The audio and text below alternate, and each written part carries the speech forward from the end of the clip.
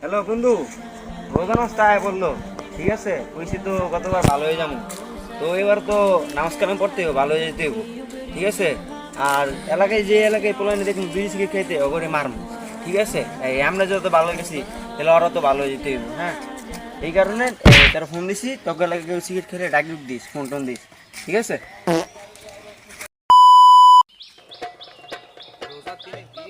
কোনো মুরব্বী যদি না দেখে আস্তে আস্তে বিড়ি খাইতে যাই, এবার কোনো মুরব্বী হয়নি। লাইটটা একটু জ্বলাই,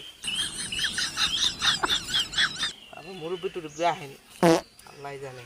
রমজান দিনে রোজা না রাখে বিড়ি খাইতে।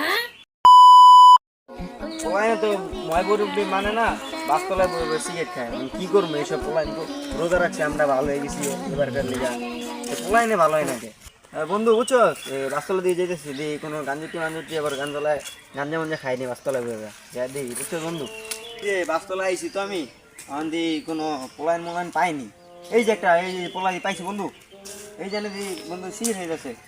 এই রোজার দিন বন্ধু রাখতো, রোজার দিনে কি করো তুমি? না না, এমনি এমনি এমনি এটা কি সিগারেট?